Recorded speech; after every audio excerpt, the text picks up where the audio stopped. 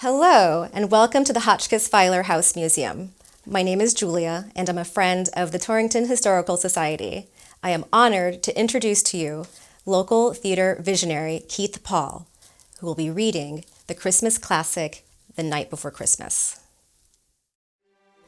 Oh, hey, I didn't see you there. I was just about to read my favorite Christmas story, The Night Before Christmas. Would you like to hear it? Okay, here we go. 'Twas the night before Christmas, when all through the house not a creature was stirring, not even a mouse.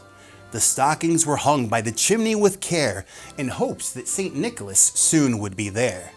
The children were nestled all snug in their beds, while visions of sugar plums danced through their heads. And Mama in her kerchief and I in my cap had just settled down for a long winter's nap.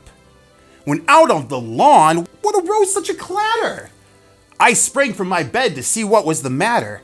Away to the window I flew like a flash, tore open the shutters and threw up the sash. The moon on the breast of the new fallen snow gave a luster of midday to objects below. When what to my wondering eye should appear but a miniature sleigh and 8 tiny reindeer. With a little old driver so lively and quick, I knew in a moment it must be Saint Nick. More rapid than an eagle, his coursers they came. He whistled and shouted and called them by name.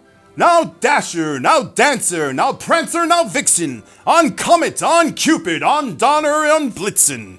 To the top of the porch, to the top of the wall, now dash away, dash away, dash away all. As dry leaves that before the wild hurricane fly, when they met with an obstacle mount to the sky. So up on the housetop the coursers flew, with sleigh full of toys and St. Nicholas too. Look, they're hanging up their stockings.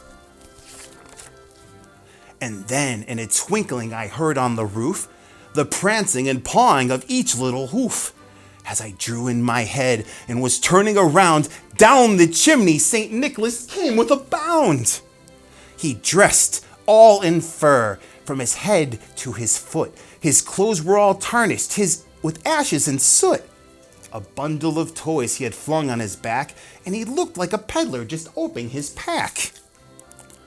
His eyes, how they twinkled, his dimples, how merry. His cheeks were like roses, his nose like a cherry.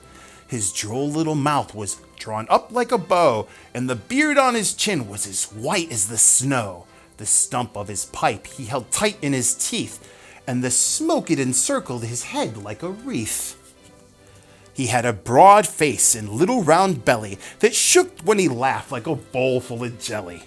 He was chubby and plump, a right jolly old elf, and I laughed when I saw him in spite of myself. A wink of his eye and a twist of his head soon gave me to know I had nothing to dread.